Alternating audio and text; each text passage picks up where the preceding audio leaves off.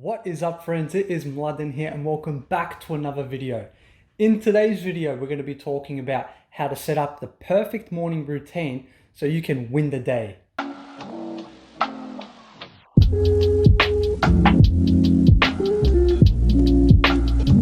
So a wise person has once told me, English, bro. First sentence in and you've buckled, bro.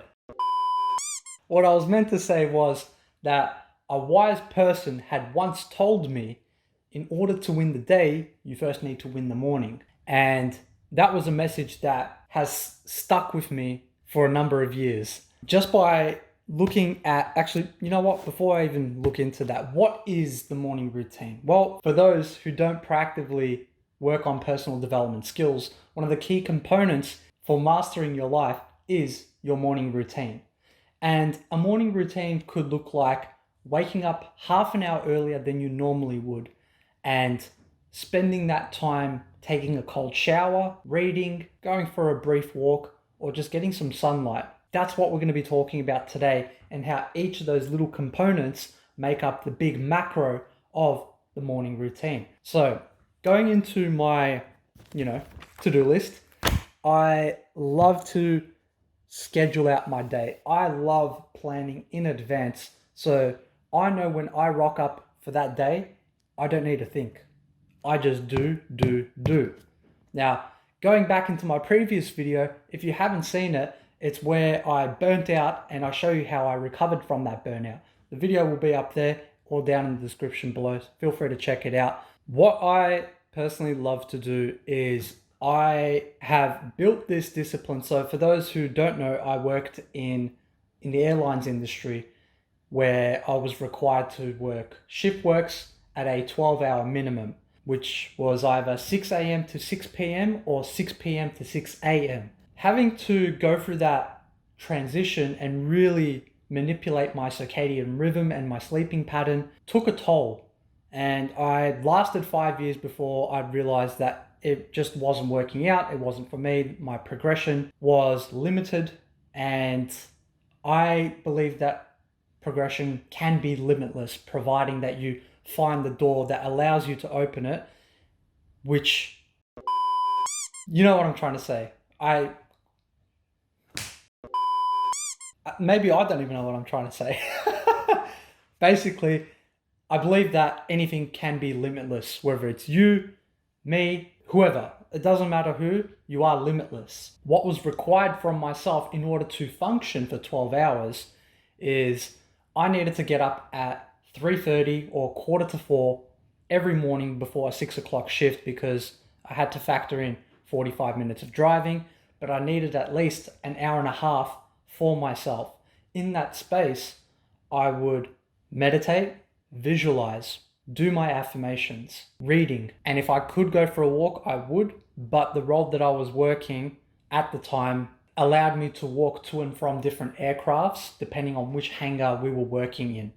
So just to put things into context, I was walking around 20,000 steps a day. So my cardio was taken care of there. But I really needed that morning. That morning is needed for yourself, or for myself in this context, to really just be with myself, learn, do something that allows me to work and improve on my mindset, on my education, on my future by envisioning something, and also speaking about it through affirmations. And that's something that I still carry over until this day. And just looking at my to-do list, my morning routine includes drinking water, having super greens or creatine, going to the restroom, brushing my teeth and flossing, taking a cold shower, doing a combination of breath work, meditation, visualization, and affirmations, reading from 3 different books, and going for a 20-minute walk when there is sunrise, whilst listening to something of value. At the moment, I'm listening to Andrew Huberman, who is a neurologist, neuroscience. He's in the brain field, and he's a professor at Stanford University, if I'm not mistaken. However, his podcast is separate to his teachings from Stanford University, and he just loves to provide free education. Right there, there is a however many things I do in the morning. That necessarily doesn't mean that you need to be doing 10 things in the morning. The reason why I love taking a cold shower in the morning is because it forces my body to breathe. As soon as I hit that cold water, I'm like,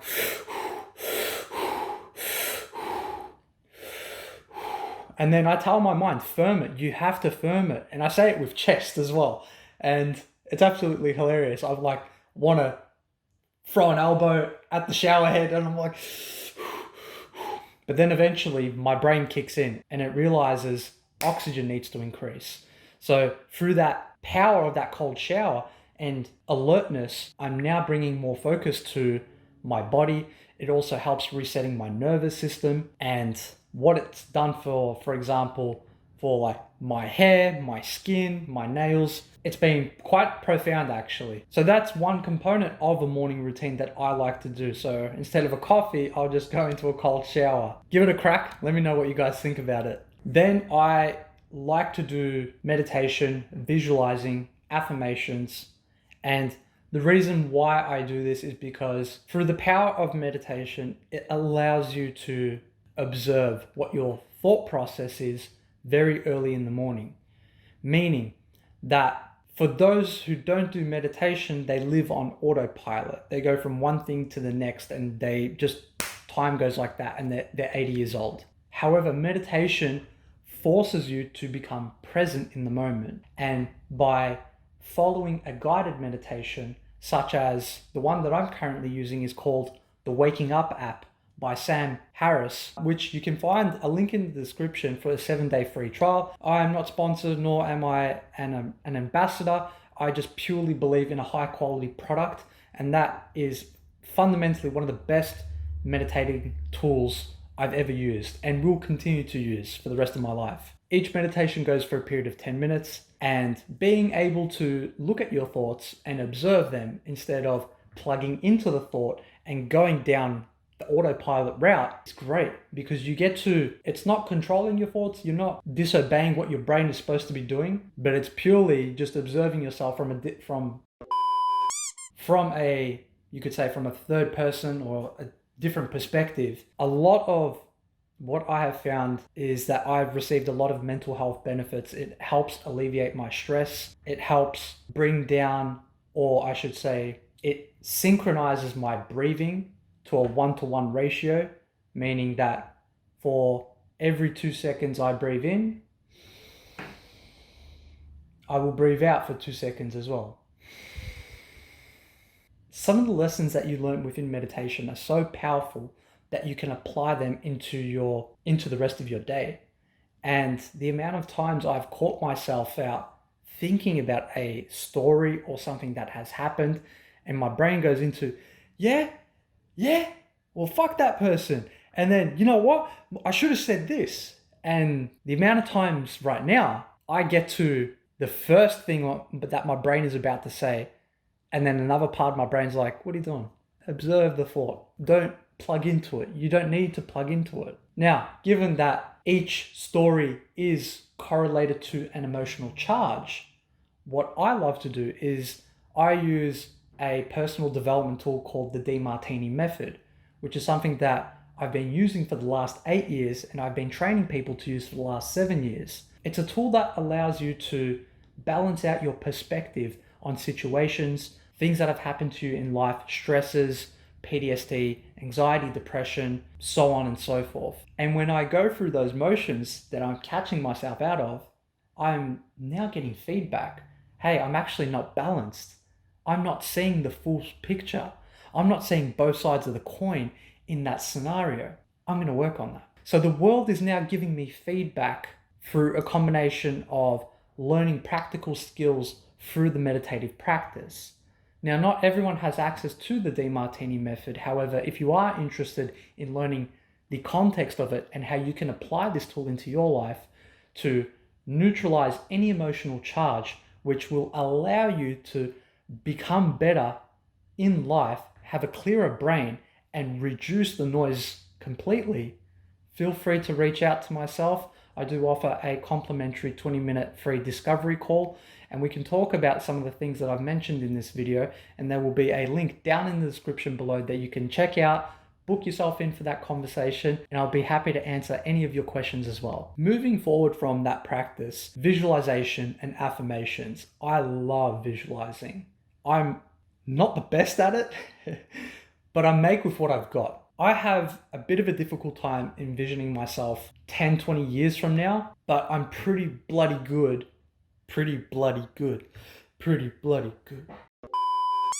But I am pretty good at envisioning myself what I'm going to be doing that day. So I now have my to-do list that I've made. So I know what I'm doing that day in written form. Now I'm envisioning myself doing these things throughout the day, because there are going to be days where you're just not going to feel like doing certain things. However, what separates the amateur from the professional is that the amateur overlooks the small things. What's easy to do is also easy not to do. However, the professional will see the end goal in mind. They will do the thing and then they're going to feel good. So that's that. I like to visualize within 3 different areas of life, and that could be a combination of knowledge or mental mastery, fitness, gratitude, travel, finances, family, social life, and career.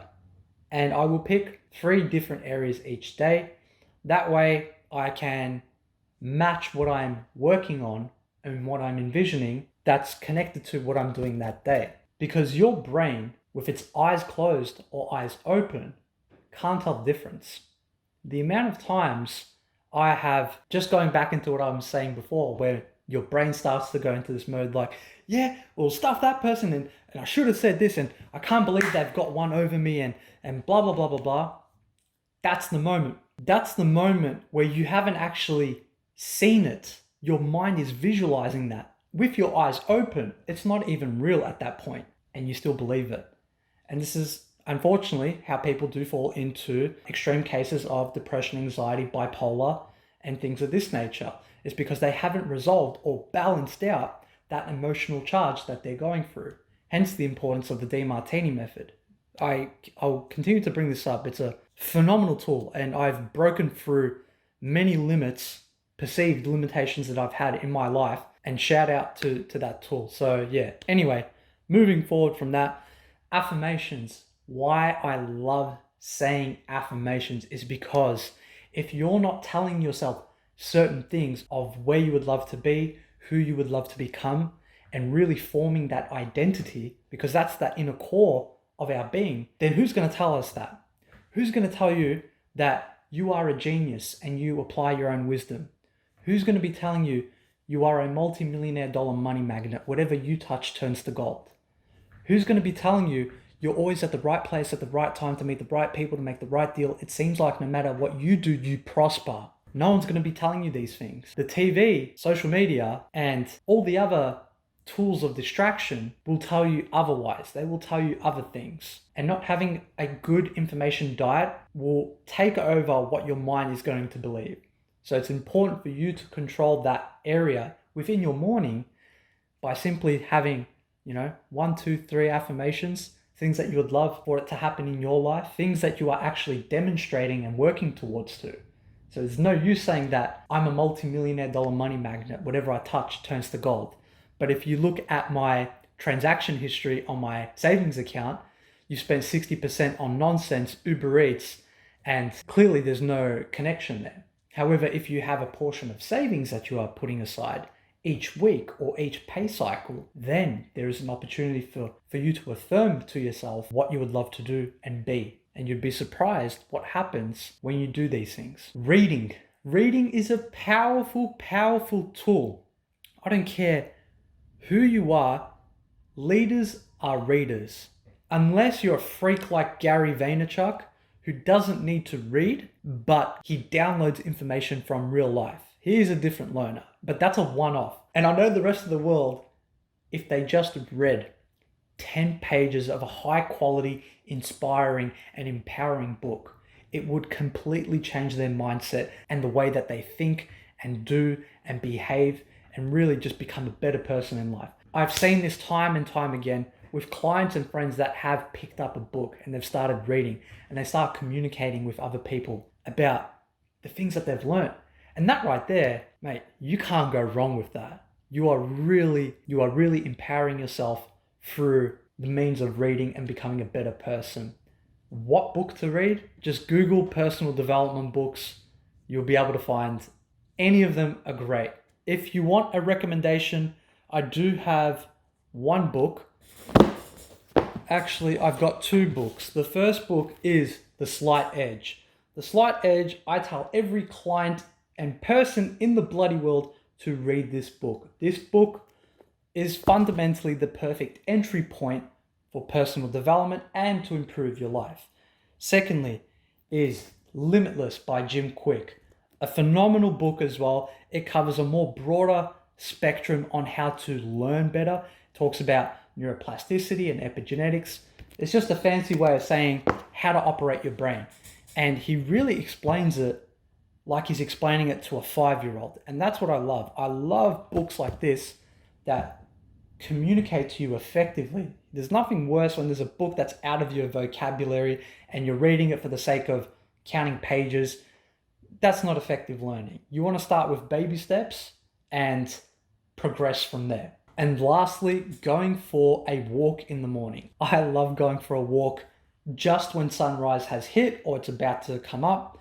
And the reason for it is because once your eyes, there is something within your eyes, once the sunlight or the sunrise hits your eyes, something within the retina sends a signal throughout your body and circadian rhythm to suggest, hey, thank you for feeding me this fuel. I now have 14 to 16 hours until I go to bed naturally. So waking up at the same time every day and going to bed at the same time every day. Take that with a grain of salt because I understand that people lose their shit over the weekends and stay up until 3 in the morning. Don't wake up until 12 in the afternoon. I've been there many a times. Do I still continue to do that? Absolutely not. I've really learnt the value and power of maximizing each day, working on the things that I would love to work with. Going for it's just a 20-minute walk. I say it's just a 20-minute walk. Just a 20-minute walk might be difficult for someone. But if you go for a 5-minute walk, that's better than a 0-minute walk. And if you times that by every day, 7 days, that's 35 minutes of walking. And if you times that by a month, that's 140 minutes. And if you times 140 minutes by 12 months, that's approximately 1,700 minutes. Did I calculate that right? 12 times 12 is 144, 156, 168. That would be 1,680 minutes that you would have walked. Did I get that right? Yes, 1,680 minutes you would have walked. Divide that by how many hours it is. I couldn't tell you what that is because I don't know that. But you can see that such a small difference in your day and in your morning throughout all these activities can really set up your morning. And I promise you, when you get to your job or your education or responsibilities, whatever it is that you need to do, you are going to be primed, you are going to be ready, and you're going to be able to take on a lot. You're going to be able to face adversity and keep your cool. You're going to be calm, you're going to be collected, and you're going to be wise throughout the process. And that's why I love having a morning routine. If there is something within this morning routine that you can apply, I would encourage you to do so. If I were to pick a number of habits, I would focus on waking up earlier, going for a walk and getting that sun in your eyes, meditating for 10 minutes a day, and use the Waking Up app down in the description below, and reading 10 pages of a good book a day. You've got these two books as a recommendation from myself. They are phenomenal books. You can find them on Amazon, eBay, or your local bookstore. They range between $20 to $30. It's the best investment you'll make because you're investing into yourself. And that's the best investment that you'll make. And I just said that twice. Guys, if you enjoyed today's video, please consider subscribing to the channel. If you have taken away some sort of value, please consider giving this video a thumbs up. And if you want to go into the comments below and let me know what is it that you currently do as part of your morning routine, please feel free to share it in the comments below. there will be someone that's going to be looking at it. They might see someone within the community doing it, and that might inspire them to go and do it. So please be kind to each other, enjoy yourselves. I don't know what I'm saying at this point, but you guys know the drill. Love, peace, and bless.